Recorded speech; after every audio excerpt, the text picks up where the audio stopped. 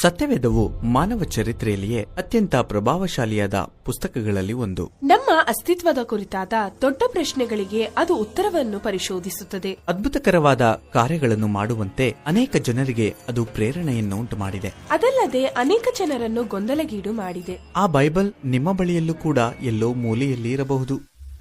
ಸರಿ, ಸತ್ಯವೇದ ಎಂದರೇನು?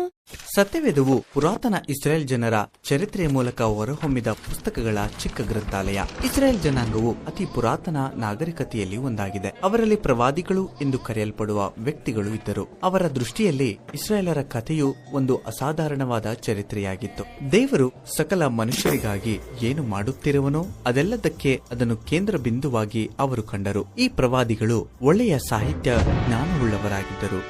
ನಿಜವಾಗಿಯೂ? ಹೌದು. ಅವರು ಇಬ್ರಿಯ ಭಾಷೆಯಲ್ಲಿ ನೈಪುಣ್ಯದಿಂದ ಮಹಾಕಥೆಗಳನ್ನು, ಉತ್ತಮವಾದ ಕಾವ್ಯಗಳನ್ನು ರಚಿಸಿದ್ದಾರೆ. ರೂಪಕಾಲಂಕರದಲ್ಲಿಯೂ ಕಥಾ ನಿರೂಪಣೆಯಲ್ಲಿಯೂ ಅವರು ಪ್ರವೀಣರು. ಜೀವನದ ಅತಿ ಕ್ಲಿಷ್ಟಕರವಾದ ಮರಣ, ಜೀವ, ಮಾನವ ಸಂಕಷ್ಟದ ಬೆಗಗಿನ ಪ್ರಶ್ನೆಗಳಿಗೆ ಉತ್ತರವನ್ನು ಪರಿಶೋಧಿಸಿದರು. ಈ ಸತ್ಯವೇದವನ್ನು ಅನೇಕ ಮಂದಿ ಲೇಖಕರು ಬರೆದಿದ್ದಾರೆ. ಹೌದು. ಸುಮಾರು 1000 ವರ್ಷಗಳ ಕಾಲಾವಧಿಯಲ್ಲಿ ಬರೆದರು. ಇಸ್ರಾಯೇಲರು ಐಗುಪ್ತದಲ್ಲಿದ್ದ ಕಾಲ ಮೊದಲುಗೊಂಡು ಅವರು ಒಂದು ರಾಜ್ಯವಾಗಿ ಬೆಳೆದು ತಮ್ಮ ಮೊದಲ ದೇವಾಲಯವನ್ನು ಕಟ್ಟಿಕೊಂಡರು. ಅನಂತರ ಬಾಬಿಲೋನಿನವರು ಅವರ ಮೇಲೆ ದಾಳಿ ಮಾಡಿ ಅವರನ್ನು ಸೆರೆಯಾಳಾಗಿ ಕೊಂಡೊಯ್ದರು. ತರುವಾಯ ಅವರ ಚರಿತ್ರೆಯಲ್ಲಿನ ಅತಿ ಮುಖ್ಯವಾದ ಸಮಯದಲ್ಲಿ ಅನೇಕ ಮಂದಿ ಇಸ್ರೇಲರು ತಮ್ಮ ದೇಶಕ್ಕೆ ಮರಳಿ ಹೋದರು. ಅವರು 2ನೇ ದೇವಾಲಯವನ್ನು ಕಟ್ಟಿಕೊಂಡರು. ಅವರು ತಮ್ಮ ಗುರುತನ್ನು ತಿರುಗಿ ಪಡೆದುಕೊಂಡರು. ಈ ಸಮಯದಲ್ಲೇ ಯಹೂದ್ಯರ ಪವಿತ್ರ ಗ್ರಂಥಗಳನ್ನು ಒಗ್ಗೂಡಿಸುವ ಕಾರ್ಯವು ಪ್ರಾರಂಭವಾಗಿ ಇಂದು ನಮ್ಮಲ್ಲಿರುವ ರೂಪವನ್ನು ಪಡೆದುಕೊಂಡಿವೆ. ಸರಿ, ಯಹೂದ್ಯರ ಸತ್ಯವೇದದಲ್ಲಿ ಅಂಥದ್ದು ಏನಿದೆ? ಸರಿ, ಇಬ್ರಿಯ ಭಾಷೆಯಲ್ಲಿ ಇದನ್ನು ಸಂಕ್ಷಿಪ್ತವಾಗಿ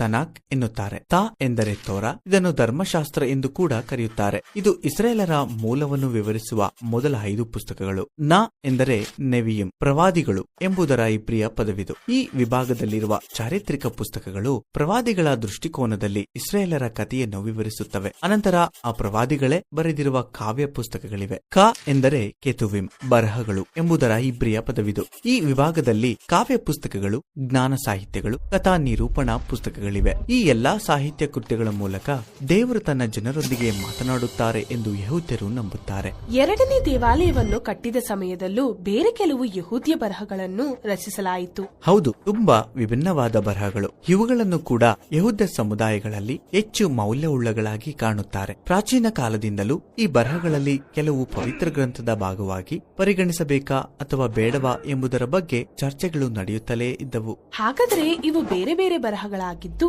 ದೀರ್ಘ ಕಾಲಾವಧಿಯಲ್ಲಿ ಬರೆಯಲ್ಪಟ್ಟವುಗಳಾಗಿವೆ. ಅವೆಲ್ಲವನ್ನು ಯಾಕೆ ಹೀಗೆ ಒಟ್ಟಾಗಿ ಸಂಯೋಜಿಸಿದರು? ಇವೆಲ್ಲವೂ ಒಟ್ಟಾಗಿ ಒಂದು ಚರಿತ್ರಾ ಕಥೆಯನ್ನು ಹೇಳುತ್ತಿವೆ. ಅಂದರೆ ದೇವರು ಯಾವ ರೀತಿಯಲ್ಲಿ ಈ ಜನರ ಮೂಲಕ ಈ ಲೋಕದಲ್ಲಿರುವ ಅಸ್ತವ್ಯಸ್ತ ಪರಿಸ್ಥಿತಿಗೆ ಕ್ರಮವನ್ನು, ಸೌಂದರ್ಯವನ್ನು ಉಂಟು ಮಾಡುವುದಕ್ಕಿದ್ದಾನೆ ಎಂಬ ಕತೆ. ಇದೆಲ್ಲವೂ ಒಬ್ಬ ಹೊಸ ನಾಯಕನು ಬಂದು ಸರ್ವ ಸೃಷ್ಟಿಯನ್ನು ನೂತನಪಡಿಸುನು ಎಂಬ ನಿರೀಕ್ಷೆಯನ್ನು ಮೂಡಿಸುತ್ತದೆ. ಈ ತನಾಕಂತೂ ಮುಗಿದು ಹೋಯಿತು, ಆದರೆ ಆ ನಾಯಕನು ಬರಲೇ ಇಲ್ಲ. ತುಂಬಾ ನೈಪುಣ್ಯದಿಂದ ರಚಿಸಲಾದ ಬರಹಗಳು. ಆದರೆ ಇದಕ್ಕೊಂದು ಸರಿಯಾದ ಮುಕ್ತಾಯ ಇಲ್ಲವಾ? ಹೌದು. ಕೆಲವು ಶತಮಾನಗಳ ನಂತರ ನಜರೇತಿನ ಯೇಸುವೆಂಬ ಪ್ರವಾದಿಯು ಮುನ್ನೆಲೆಗೆ ಬಂದನು. ಆತನು ಈ ತನಾಕ್ ಕಥೆಯನ್ನು ಮುಂದುವರೆಸಿಕೊಂಡು ಹೋಗುವವನು ನಾನೇ ಎಂದು ಹೇಳಿದನು.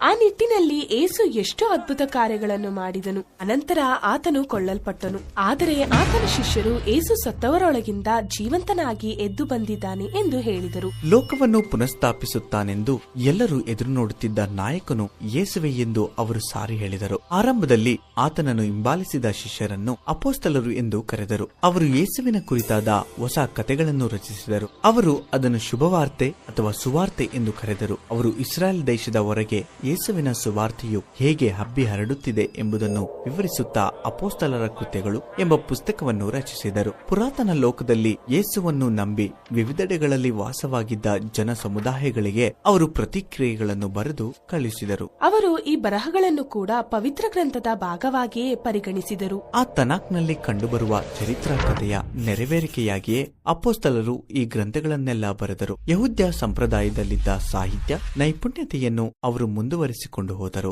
ಇಸ್ರಾಯೇಲಿನ ಪವಿತ್ರ ಗ್ರಂಥಗಳ ಜೊತೆಗೆ ಈ ಗ್ರಂಥಗಳ ಮೂಲಕವೂ ಕೂಡ ದೇವರು ತನ್ನ ಜನರೊಂದಿಗೆ ಮಾತನಾಡುತ್ತಿದ್ದಾನೆ ಎಂದು ಅವರು ನಂಬಿದ್ದರು. ಅವುಗಳನ್ನು ಹಳೆ ಒಡಂಬಡಿಕೆ, ಹೊಸ ಒಡಂಬಡಿಕೆ ಎಂದು ಕರೆದರು. ಆದರೆ ಎರಡನೇ ದೇವಾಲಯದ ಕಾಲದಲ್ಲಿ ರಚಿಸಲಾದ ಪುಸ್ತಕಗಳ ಬಗ್ಗೆಯ ಆದಿಕ್ರೈಸ್ತರ ಅಭಿಪ್ರಾಯವೇನು? ಕೆಲವೊಂದು ಪುಸ್ತಕಗಳ ಬಗ್ಗೆ ಬೇರೆ ಬೇರೆ ಗುಂಪಿನವರು ಬೇರೆ ಬೇರೆ ಅಭಿಪ್ರಾಯವುಳ್ಳವರಾಗಿದ್ದರು. ಆದರೆ ಅವರು ಅವುಗಳನ್ನು ಓದುತ್ತಿದ್ದರು, ಅವುಗಳನ್ನು ಮೌಲ್ಯವಾದವುಗಳೆಂದು ಎಣಿಸಿದ್ದರು, ಏಕೆಂದರೆ ಯಹೂದ್ಯ ಪವಿತ್ರ ಗ್ರಂಥಗಳೊಂದಿಗೆ ಅವುಗಳನ್ನು ಅವರಿಗೆ ಕೊಡಲಾಗಿತ್ತು. ಹಾಗಾಗಿ ನಮಗೆ ಯಹೂದ್ಯರ ಪವಿತ್ರ ಗ್ರಂಥವಾದ ತನಾಕ್ ಇದೆ.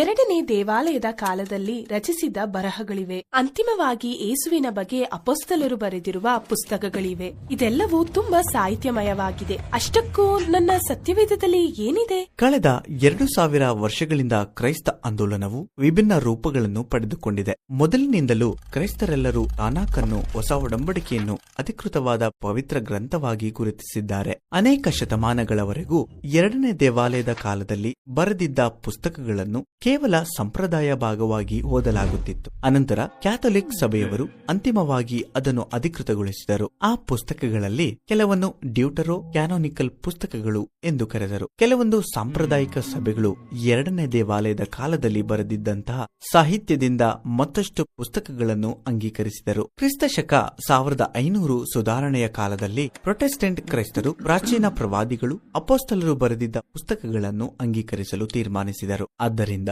ಅವರು ಹಳೆ ಮತ್ತು ಹೊಸ ಒಡಂಬಡಿಕೆಗಳನ್ನು ಮಾತ್ರ ಅಂಗೀಕರಿಸಿದರು. ಸರಿ, ನನಗೀಗ ಅರ್ಥವಾಯಿತು. ಆದರೆ ಸಾವಿರಾರು ವರ್ಷಗಳಿಂದ ಬೇರೆ ಬೇರೆ ಲೇಖಕರು ಬರೆದಿರುವ ಪುಸ್ತಕಗಳೆಲ್ಲವೂ ಒಟ್ಟಾಗಿ ಸೇರಿ ಒಂದು ಏಕೀಕೃತವಾದ ಕಥೆಯನ್ನು ಹೇಗೆ ಹೇಳಬಲ್ಲವು? ಈ ಪ್ರಶ್ನೆಗೆ ಉತ್ತರವನ್ನು ನಮ್ಮ ಮುಂದಿನ ವಿಡಿಯೋದಲ್ಲಿ ನಾವು ತಿಳಿಸಲಿದ್ದೇವೆ.